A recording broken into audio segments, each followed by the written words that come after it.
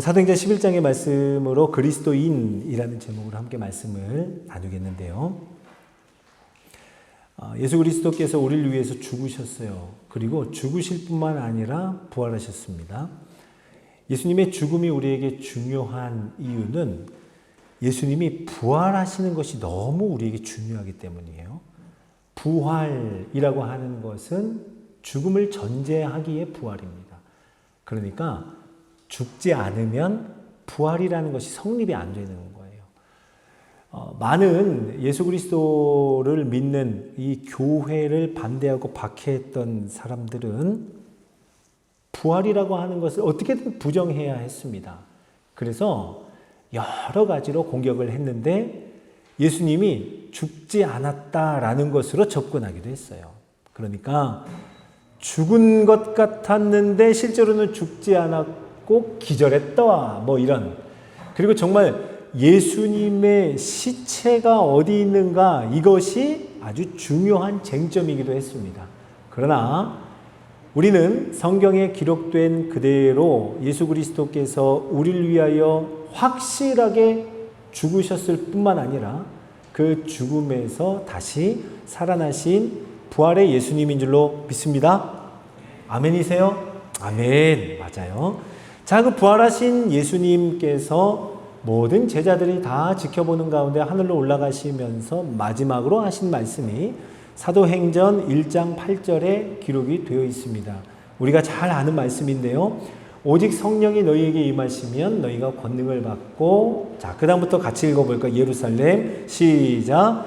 예루살렘과 온 유대와 사마리아와 땅끝까지 이르러 내 증인이 되리라. 아멘, 아멘.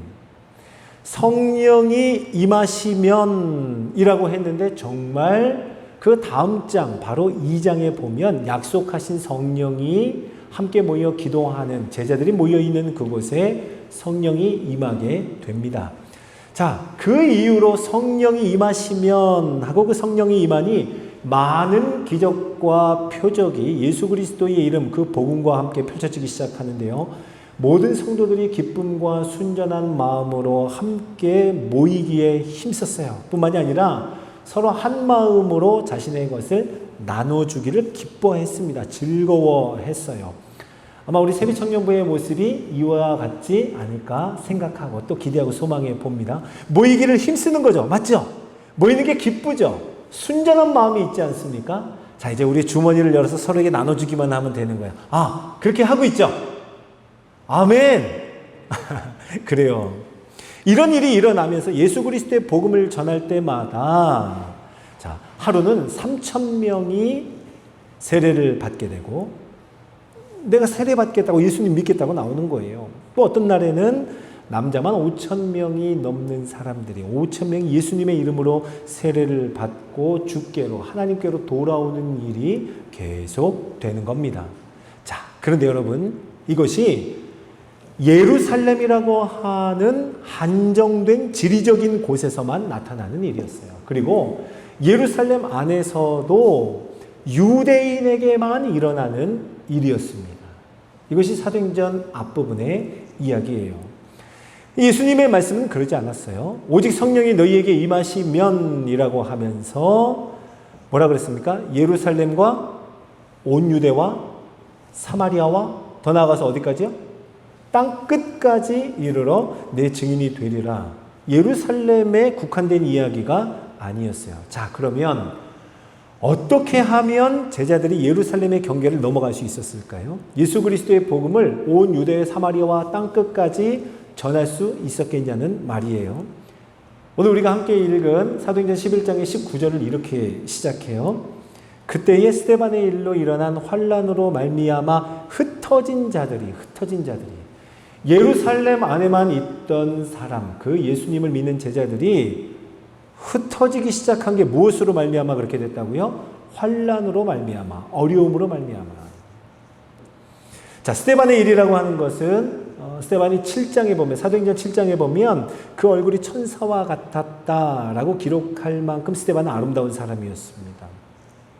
그 스데반이 권능 있는 설교로 아름다운 언어로 예수님을 선포해요. 자, 그러면 3,000명, 5,000명이 세례를 받았던 것, 그 이상으로 세례를 받을 거라 기대할 수 있지만 성경은요, 우리의 기대와는 달리 사람들이 그 마음의 찔림을 이기지 못하여서 스데반에게 달려들어 돌로 쳐 죽였다라고 기록하고 있어요. 그 일로 말미암아 이 스데반이 순교당한 사건으로 시작을 해서 큰 박해가 예루살렘에 일어나는 거예요. 그러니까 완전히 상황이 바뀌게 됐죠. 역전이 된 거예요. 부흥의 역사가 멈추지 않을 것 같았던 예루살렘에 큰 박해가 일어나고 3,000명, 5,000명 날마다 그 수가 더해지던 그 예루살렘에서 그 믿음의 사람들 얼마나 많았겠어요? 어림잡아도 10,000명은 넘었겠잖아요. 그 많은 사람들이 사도 외에는 몇 명의 사도 외에는 전부 다 유대와 사마리아로 다 흩어지게 된 거예요. 그러니까 쉽게 말하면 예루살렘에 머물 수가 없어서 도망 나와서 흩어지게 된 거죠. 자, 우리 사랑하는 청년 여러분, 겉으로만 보면 어때요? 지금까지 이야기만 들어보면 아주 잠깐의 기쁨과 감격이 있었지만 마치 일장춘몽과 같은 허무한 결말로 끝나버리는 것 같지 않습니까? 자, 그런데요, 사도행전 8장 4절을 보면 이렇게 말해주고 있어요, 우리에게. 자, 한번 이 말씀을 같이 한번 읽어볼까요? 자, 시작. 그 흩어진 사람들이 두루 다니며 복음의 말씀을 전할세. 아멘. 흩어졌어요. 도망갔습니다. 어디서든 가서 숨죽이고 숨어 있어야 맞아요. 왜요? 잡히면 죽는 거예요. 스데반의 일로부터 시작해서 큰 박해가 일어났다잖아요.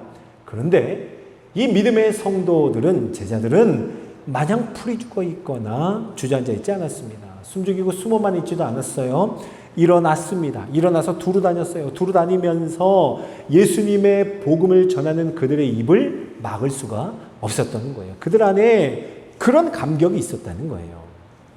자, 보세요. 흩어졌어요. 예루살렘 바깥에 갔어요. 사마리아, 온 유대, 지금 그것을 넘어가고 있는 상황입니다. 거기서 가만히 있지 않고 예수 그리스도의 복음을 전하고 있어요. 이상하죠? 환란이 있었는데, 어려움이 있었는데 그 환란으로 말미암아 오히려 예수님께서 마지막으로 하신 그 말씀이 이루어지고 있는 거예요. 이루어지고 있는 거예요. 그 환란 당한 자들을 통해, 뿔뿔이 흩어진 자들을 통해 예수님의 말씀이 이루어지는데요. 이제는 온 유대를 넘어 예수 그리스도의 복음으로 인해 8장에 보면은요, 사도행전 8장에 보면 이전에는 유대인들이라면 상종도 하지 않았던 사마리아에까지 큰 기쁨이 넘치게 되었다. 복음으로 말미암아 그 일이 있었다라고 우리에게 말해주고 있습니다. 사랑하는 청년 여러분, 우리의 삶에도 어려움과 고통, 고난이 있죠. 왜 없겠어요? 얼마나 그 마음에 심한 갈등과 또 삶의 어려움, 매일매일마다 제한된 삶 안에서, 그 테두리 안에서 답답해하고 몸부림치는 것이 우리 청년들의 삶이 아닐까 생각을 해봅니다. 자, 그런데요, 그 어려움 당하고 환난 당하는 현장이 그저 하나님이 안 계신 것 같은, 나만 혼자 힘든 것 같은 그런 형편과 삶이 아니라 오히려 오늘 성경을 보니까 그 환난, 어려움 당함이 오히려 하나님이 함께 하실 뿐만 아니라 하나님의 일을 이루어 가시는 역사의 현장인 것을 여러분 꼭 믿으시기 바랍니다. 자, 그런 의미에서 오늘도 삶의 어려움과 고통이 있지만 힘과 용기를 내어서, 그리고 갈급한 마음, 하나님을 소망하는 마음으로 이 자리에 오신 여러분 모두를, 그리고 지금도 실시간으로 함께 한 마음으로 예배하고 있는 여러분 모두를 주님의 이름으로 환영하고 축복합니다. 정말 잘 오셨어요. 하나님이 어려움 당하고 있는 여러분의 삶의 현장에 함께 하실 뿐만 아니라 오늘 이 예배를 통해서 하나님의 큰 일, 우리가 상상하지 못했던 하나님이 이루고자 하셨던 그 일을 이루실 줄로 믿습니다. 옆에 있는 분들을 한번 우리 같이 축복해 볼까요? 잘 오셨습니다. 환영합니다. 이렇게요. 아니, 목소리를 내야죠. 자, 잘 오셨습니다. 환영합니다. 축복합니다. 아멘, 아멘. 맞아요.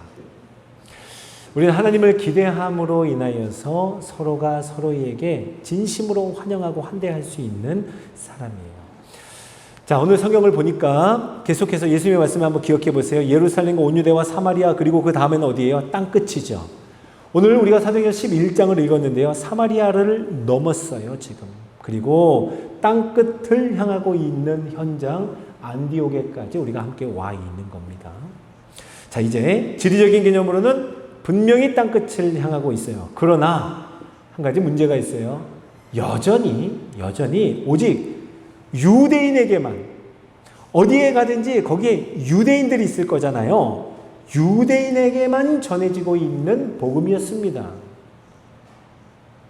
자, 물론 앞선 8장에 보면 그 전도자 빌립이 광야에서 만난 에디오피아 내시에게 복음을 전하는 장면, 그리고 세례를 받는 참 놀라운 장면이 나오기도 해요. 그리고 앞선 10장에 보면 베드로가 이방인 백부장이었던 고넬료에게 가서 복음을 전하기도 합니다.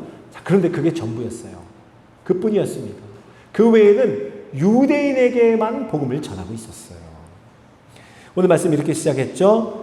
그때의 스데반의 일로 일어난 환란으로 말미암아 흩어진 자들이 베니게와 구브로와 안디옥까지 이르러 멀리는 갔어요. 자, 그런데 거기에서 뭘 했어요? 어떻게 했냐면 19절 마지막에 보면은요, 유대인에게만 말씀을 전하는데 라고 기록하고 있어요. 멀리 가서 거기에 있는 유대인한테만 말씀을 전하고 복음을 전하는 거예요. 어떤 생각에서 이런 모습이 나왔을까요? 자, 한 가지 얘기를 하나 들려드릴게요. 저희 아이가 이제 고등학생이에요. 자, 고등학생이 이 아이가 이따금씩 그 수업 시간에 들은 이야기를 재미있다고 신나서 저한테 얘기해 줄 때가 있어요. 그런데 그 중에 하나 이제 기억에 남는 이야기는 세계지리 시간이었대요. 세계지리 시간에 선생님이 이런 얘기를 해줬대요. 그 얘기를 듣고 나니까 왜 이렇게 유대인들이 예수님을 인정하지 않고 예수님을 미워하기까지 했는가 잘 이해하게 됐대요. 그래서 어떤 이야기였는데 그렇게 그것이 이해가 됐니? 라고 물어봤죠. 그랬더니 이 아이가 선생님이 이렇게 얘기해 줬다는 거예요. 이스라엘이 그냥 이 사람 저 사람한테 괴롭힘을 당하고 이 사람 저 사람한테 얻어맞듯이 좀 힘있는 나라다 싶으면 여지없이 이스라엘을 괴롭히고 이스라엘을 와서 때렸다는 거예요. 그 힘있는 제국들에게 괴롭힘을 당한 거죠. 아수르에게 두들겨 맞았죠. 바벨론의 포로로 잡혀갔죠. 페르시아에게도 지배를 당했었죠. 알렉산더 대왕이랑 그리고 그리스 로마에 이르기까지 헬라인들에게 많은 압제를 당했습니다. 자, 그래서 이스라엘이요, 그토록 이스라엘에게는 우리를 구원해 줄 메시아를 기대하고 고대하는 사상이 있었어요. 얼마나 기다렸겠어요. 괴로우면 괴로운 만큼, 얻어맞으면 얻어맞는 만큼, 포로로 잡혀가면 포로로 잡혀가는 그 어려움이 있는 만큼 메시아를 기다리고 고대한 거예요. 이게 마치 어떤 것과 같냐면요, 어떤 한 아이가 있었는데 동네에서 이 사람 저 사람한테 괴롭힘을 당하는 거예요. 오매불망 이 아이가 기다리고 또 고대하는 사람이 있었는데 누구냐면 군대 간 삼촌이에요. 군대 간 삼촌이 오기만 하면 나를 지금 괴롭히고 있는 너희들 다 혼내줄 거야. 가만 놔두지 않을 거야. 얼마나 기다리고 고대했겠어요? 드디어 이 삼촌이 전역을 하고 왔어요. 얼마나 기대했겠어요? 잔뜩 기대하고 있는데 삼촌이요, 글쎄 와서는 사이좋게 지내라 그러는 거예요, 자꾸. 그리고 싸우지 말라고 그러는 거예요. 그리고 삼촌이 와서 걔네들 혼내줄 줄 알았는데 용서해 주는 거예요. 가만 안 둘 줄 알았는데 서로 화해하라고 말하는 거예요.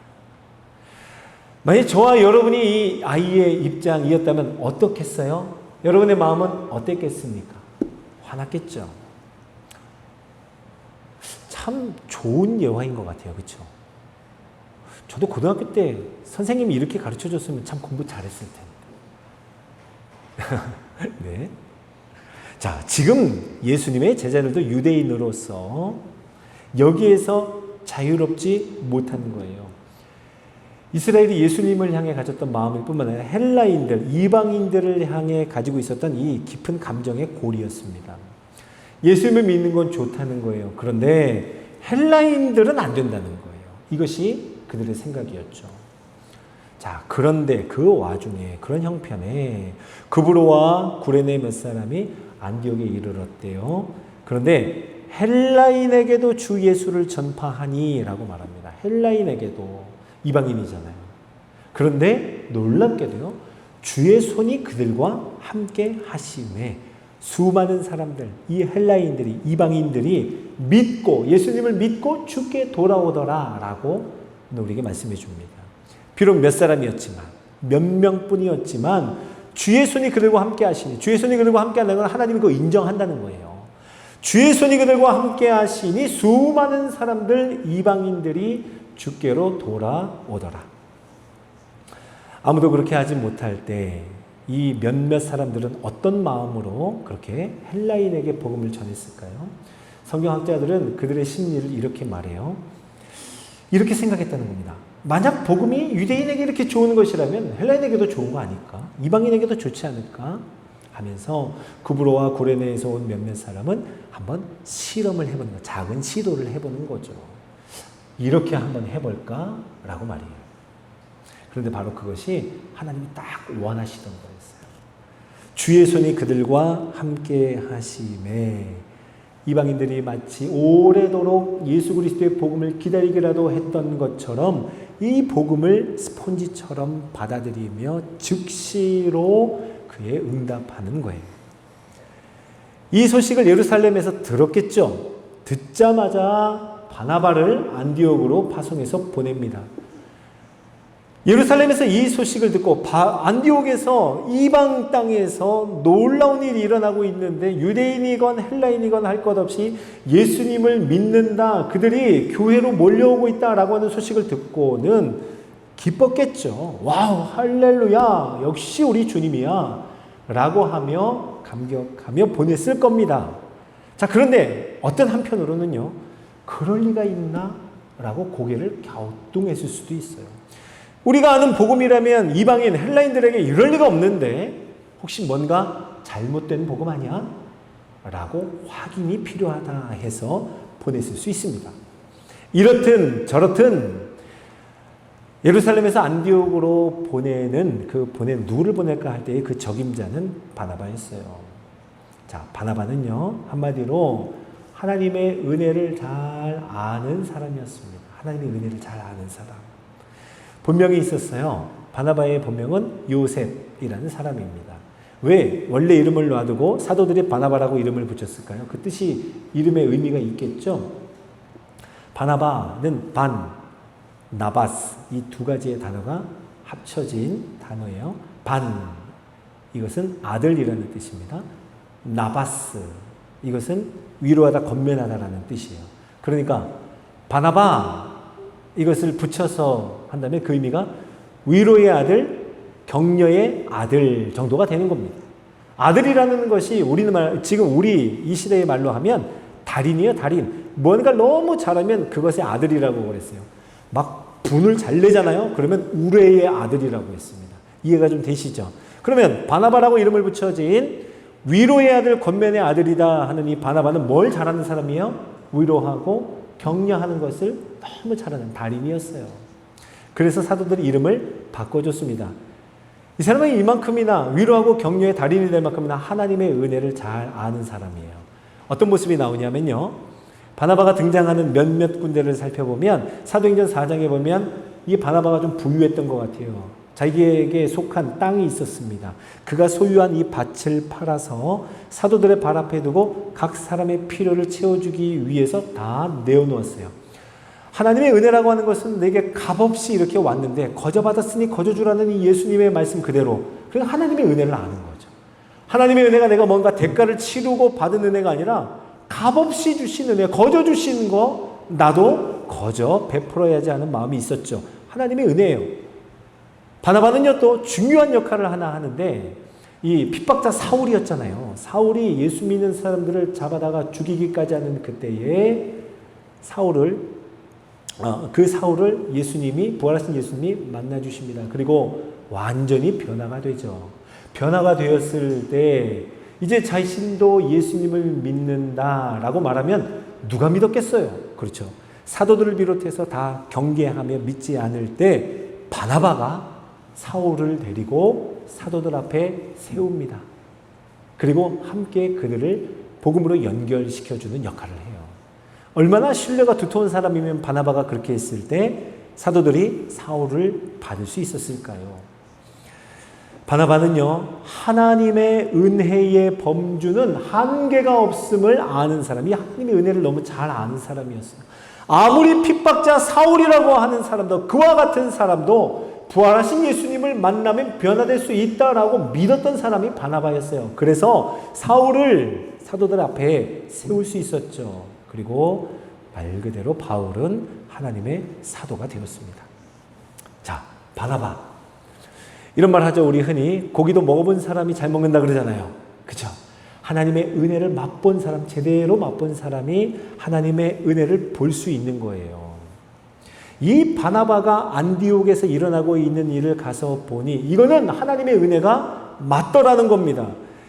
예루살렘 교회가 앞선 2장에서, 사도행전 2장에서 보면 성령이 충만하여서 일어났던 그 모습들이 아마 안디옥에서도 일어나고 있었을 거예요. 날마다 마음을 같이 하고 모이기를 힘쓰고 떡을 떼고 순전한 마음으로 음식을 같이 먹고 기쁨이 넘쳤고 하나님을 찬미하고 온 백성에게 칭송을 받았던 바로 그 모습입니다. 그 모습이 안디옥에도 똑같이 일어나고 있는 것을 보니까 바나바가 하나님의 은혜가 맞다라는 거예요. 그러면서 바나바는 하나님의 은혜를 보고 기뻐하며 권면의 말씀을 전하는데 드디어 권면의 달인이라고 불리는 이 바나바의 권면이 나옵니다. 사도행전 11장 23절인데요. 우리 이 말씀 같이 한번 우리 한 목소리 한번 읽어볼까요? 사도행전 11장 23절 자막이 있어요. 자, 함께 읽어보겠습니다. 시작.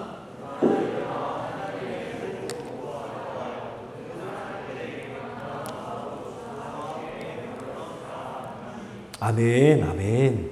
하나님의 은혜를 봤어요. 기뻐했어요. 그리고 모든 사람에게 권하기를 굳건한 마음으로 주와 함께 머물러 있으라. 역시 다리는 길게 하지 않아. 그죠?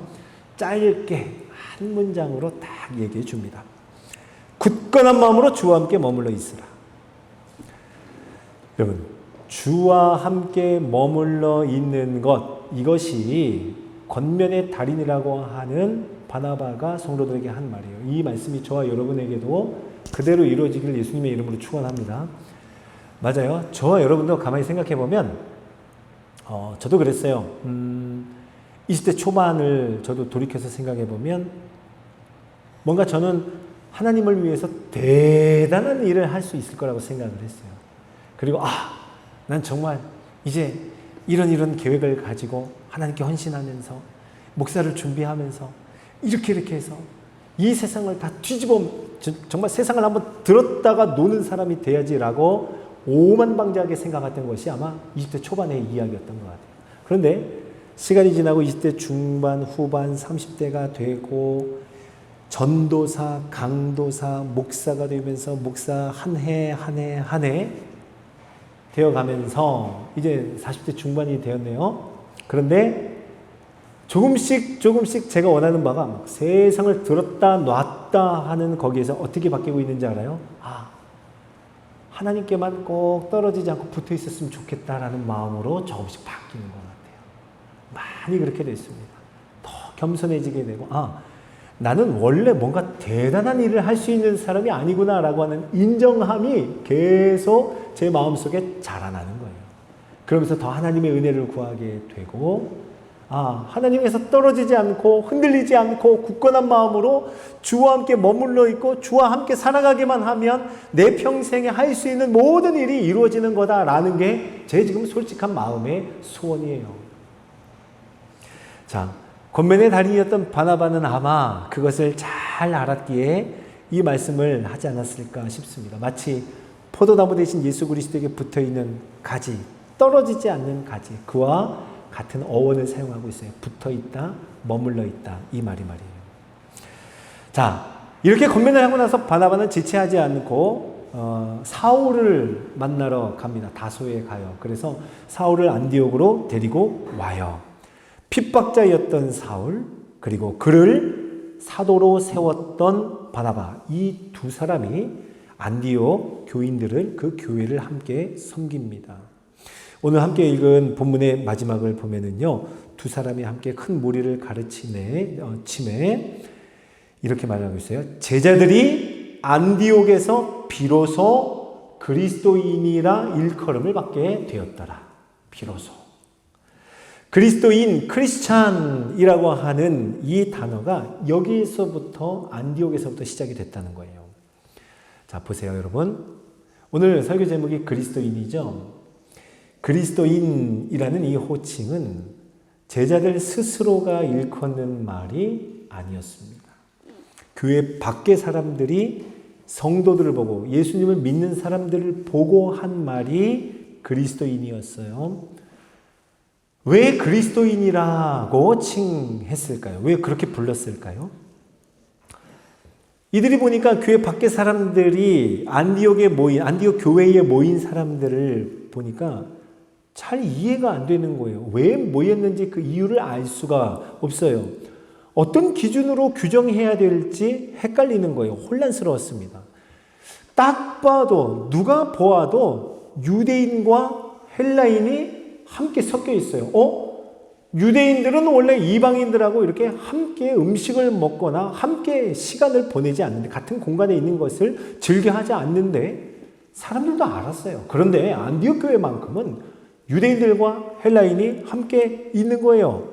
게다가 부자들도 있는데 부자들뿐만이 아니라 가난한 사람들도 함께 모여서 늘 식탁에 교제를 하면서 같이 먹고 하나님을 찬미하고 하는 거예요. 좋은 가문의 사람들이 있는가 하면 천히 여기던 사람들이 있고, 많이 배운 사람이 있고 배움을 받지 못한 사람들이 있는 거예요. 건강한 사람이 있고 건강하지 않은 사람이 있는 거예요. 주인이 있어요. 그러면 거기에 주인들만 있어야죠. 그런데 종들이 함께 있는 거예요. 이 사람들은 뭐지? 설명이 안 되는 모임이네 라고 하며, 저 사람들은 이런 사람이야 라고 말하기가 어려운 그런 사람들이 바로 안디옥 교회 사람들이었다는 거예요. 자, 그런데 교회 밖의 사람들이 가만히 보니까 이들에게 공통점이 있었어요. 아주 유일한 공통점이 하나가 있었는데, 이들은 항상 그리스도를 말하는 사람이었습니다. 만날 때마다 예수님을 말해요. 예수 그리스도라고 말합니다. 안 믿는 사람을 만날 때에도 그리스도가 살아나셨습니다 말해요. 그 사람들끼리 말하는 것을 옆에서 가만히 들어봐도 예수님, 그리스도, 예수, 그리스도, 그리스도 계속 그 말만 하는 거예요. 이 사람들은 어떤 사람들이야 라고 말할 수 없을 만큼 온갖 기준들이 다 섞여 있는데 유일하게 이들에게 공통점이 하나가 있구나. 예수 그리스도를 말하는 사람이네. 자, 그래서 이들은 교회 밖의 사람들이 안디옥 교회 성도들을 부를 때 예수 그리스도, 그리스도인이라고 칭하게 된 거예요. 그것 외에는 그들에 대해서 어떤 설명도 할 수 없는 사람들, 그렇게 부를 수밖에 없는 사람들이 바로 그리스도인이요 안디옥 교인들이었다는 겁니다. 기독교 작가인 맥스 루케이도는 이같이 말했습니다. 한번 들어보세요. 십자가를 보라는 거예요. 십자가. 이토록 단순한 모양이 있을까라고 물으며 가로 막대기 하나에 세로 막대기 하나라는 겁니다. 하나는 밖으로 향한대요. 예수님의 사랑처럼. 하나는 위로 향한답니다. 하나님의 거룩함처럼. 하나는 그분의 사랑의 넓이를 보여주고, 하나는 그분의 거룩함의 높이를 보여주는 것. 이것이 십자가라는 겁니다. 십자가는 그 둘이 만나는 곳, 거기가 바로 십자가입니다. 십자가는 하나님 자신이 거룩함의 기준을 낮추지 않고서도 얼마든지 누구든지 품을 수 있는 넓이가 가능한 곳, 그곳이 바로 십자가입니다 라고 말해요. 자, 그래서 마지막으로 이렇게 말해요. 그 펴신 팔을 거두실 수 있을까? 아닙니다 하며 그분은 두 팔을 펴신 채로 두 손에 못을 박으셨습니다 라고 말해요. 자, 우리 사랑하는 청년 여러분, 그리스도인이라고 하는 사람, 그 사람은 어떤 사람인가? 오직 예수 그리스도 한 분만으로 설명할 수밖에 없는 사람이에요. 다른 어떤 것으로도 설명이 안 되는 사람이 바로 그 사람입니다. 저와 여러분이 이렇게 부름받은 줄로 믿으시기 바랍니다. 아멘이에요? 아멘, 아멘. 반올교회 또 우리 세비 청년부, 모든 인생 또 모든 우리들의 만남, 순모임, 어떤 교제의 만남들 속에서도 여러분, 우리는 함께 할 수 없는 사람들이 함께 하는 모임이어야 해요. 왜요? 그리스도인이기 때문에. 서로 얼마든지 환영할 수 있어야 합니다. 저 사람만큼은 내가 좀 마음에 내키지 않습니다. 아니에요. 환영하는 거예요. 용납하는 거예요. 받아들이는 겁니다. 누가 그렇게 하시는 것처럼? 예수님께서 우리에게 그렇게 하신 것처럼, 십자가로 말미암아 우리에게 보여주신 것처럼 우리도 서로 환대하고 환영하고 진심으로 환영하고 가서 끌어안아줄 수 있고, 그리고 서로가 서로를 용납하고 받아들이는 곳, 바로 그곳이 그리스도인들의 모임, 교회, 우리 새빛 청년부인들로 믿으시기 바랍니다. 아멘. 생각이 다른 사람들이 얼마든지 함께 할 수 있는 곳, 출신이 다르고 환경이 다르고 자라온 배경이 다르지만 경제적인 수준이 다를 수도 있어요. 가문이 다를 수도 있겠죠. 우리 삶의 직장에서의 지위도 다를 수 있습니다. 그러나 오직 그런 것으로 설명하는 것이 아니라 오직 예수님을 믿는 믿음으로만 설명하는, 우리가 자랑할 때 예수님만 자랑해서 그리스도인이라고 칭함을 받는 그 사람들의 모임, 우리 모든 청년부가 되기를 예수님의 이름으로 축원합니다. 아멘. 자, 우리 같이 한번 말씀을 기억하며 함께 찬양했으면 해요. 이 시간 우리 찬양할 때 우리에게 소원이 하나 있네? 우리 찬양 같이 한번 할까요? 하나님, 우리에게 소원이 있습니다. 우리를 사용하여 주옵소서. 이러한 교회 되기를 원하고 우리 이러한 그리스도인이 되기를 원합니다 하는 마음으로 우리 함께 이 찬양 올려드리겠습니다.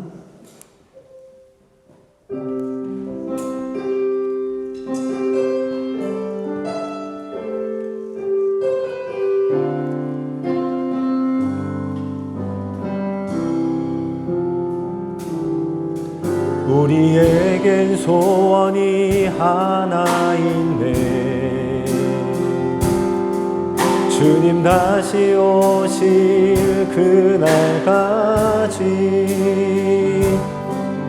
우리 가슴에 새긴 주의 십자가 사랑, 나의 교회를 사랑케 하네. 주의 교회를 향한 우리 마음, 희생과 포기와 가난과 고난, 하늘며 죽음조차 우릴 막을 수 없네. 우리 교회는 이 땅의 희망,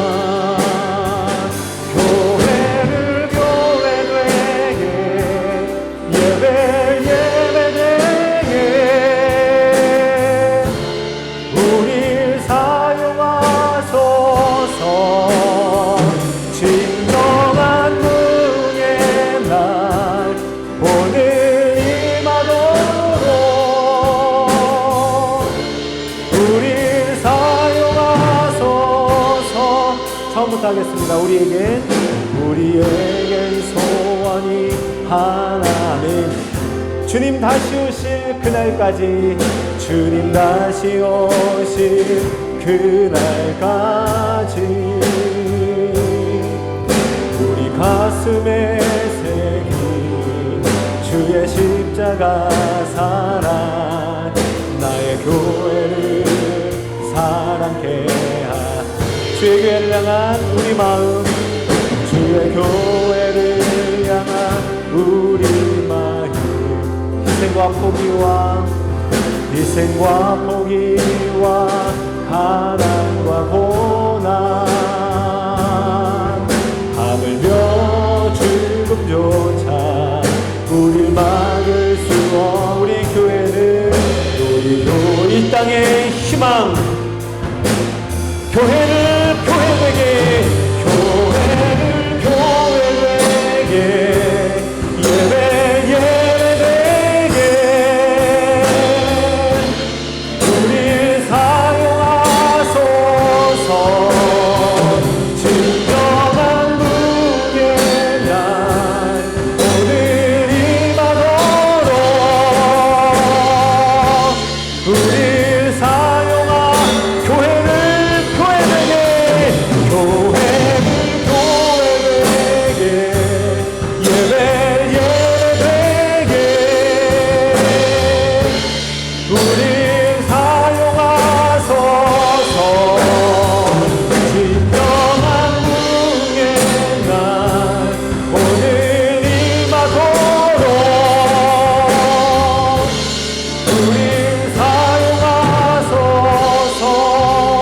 성령 안에 예배하리라. 성령 안에 예배하리라. 자유의 마음으로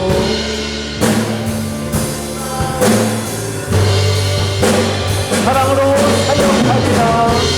사랑으로 사역하. 교회는 생명이니, 교회는 생명이니,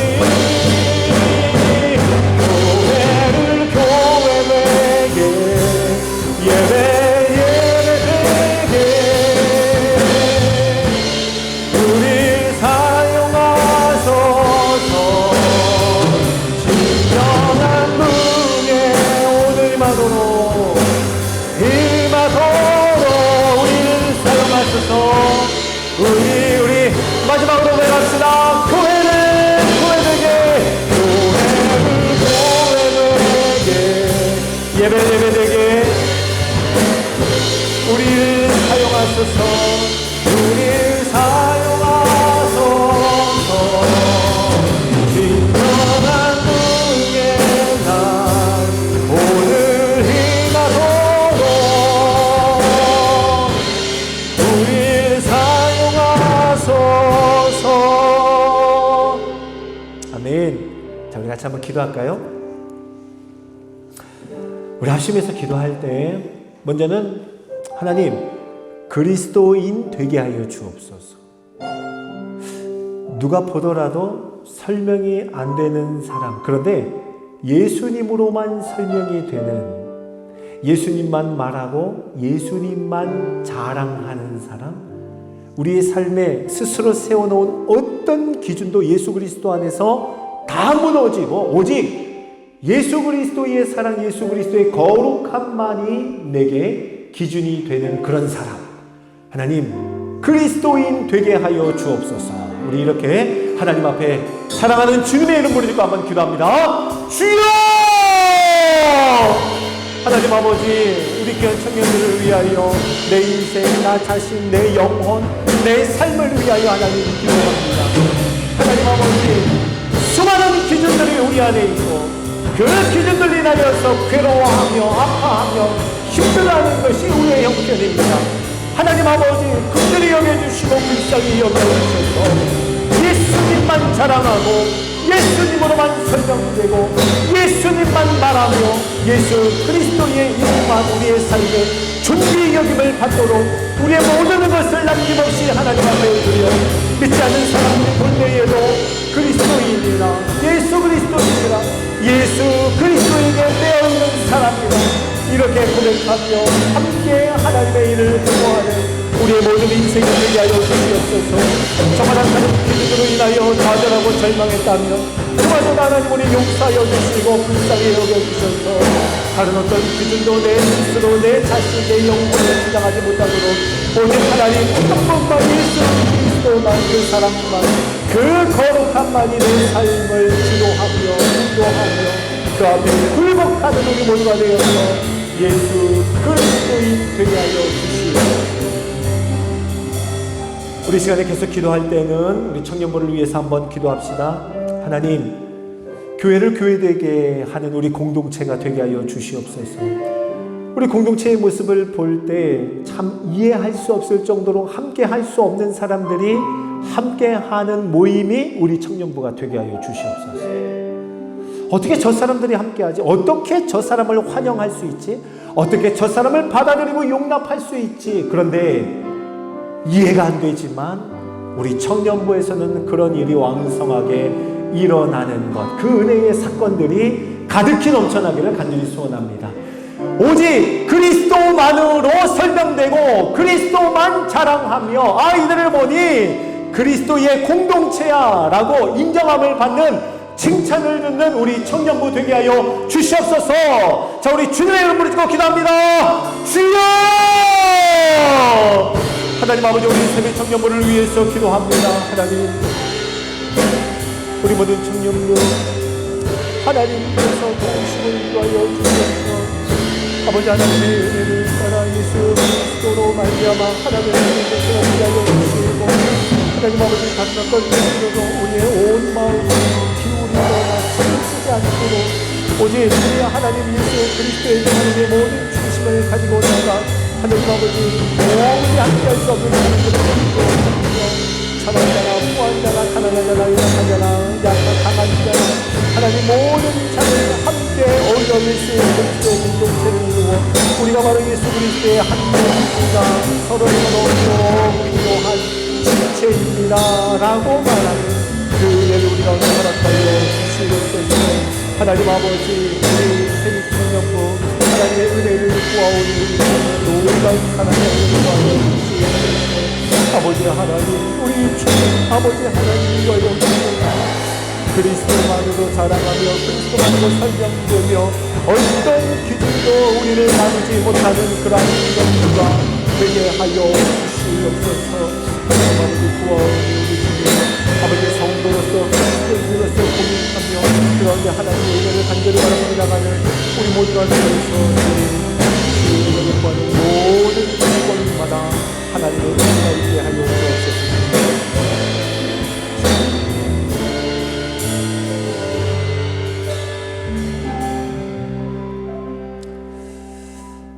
사랑하는 주님 은혜와 사랑을 감사드립니다. 우리 세비청년부가 모일 때마다 우리 안에 품은 소원이 이 세상의 것을 구하는 그 어떤 소원이 아니라 예수 그리스도의 마음을 구하며 예수님이 우리에게 해 주신 것처럼 서로가 서로를 환대하고 환영하며 용납하고 예수님의 마음으로 받아들일 수 있는 바로 그 소원이 우리의 소원 되게 하여 주시옵소서. 그래서 여기 모여있는 우리 귀한 청년 한 사람 한 사람을 통하여 교회가 교회되는데 우리를 사용하여 주시고 예배가 예배되는데 우리를 사용하여 주시옵소서. 그리스도인으로 살아감이 이 땅에서 얼마나 많은 유혹이 있는지요. 하나님 연약한 우리를 불쌍히 여기고 긍휼히 여겨 주셔서 오직 예수님만 자랑하고 예수님만 말하고 그리스도로만 기뻐하는 우리 모두가 되게 하여 주옵소서. 그래서 우리 바늘교회 세비청년부가 하나님의 은혜를 입어 도무지 함께할 수 없는 사람들이 함께하며 서로 용납하며 받아들이며 그렇게 예수 그리스도의 사랑으로 하나 되는 그리스도인의 공동체 모든 사람으로부터 칭찬받는 아름다운 청년부 꼭 되게 하여 주시옵소서. 오늘도 하나님 앞에 간절한 기도의 제목을 가지고 나온 우리 모든 청년들의 심령을 깊이 감찰하여 주셔서 하나님 살피시고 응답하여 주시고 어루만져 주시고 하나님의 한량없는 은혜로 채워 주시옵소서. 그래서 하나님의 은혜를 아는 자로 바나바와 같이 쓰임받게 하여 주시고 하나님의 놀라운 사랑에 흠뻑 잠겨서 살아가는 이번 한 주간 온 인생 되게 하여 주옵소서. 감사를 드리며 우리 구주 예수님의 이름으로 기도드립니다. 아멘.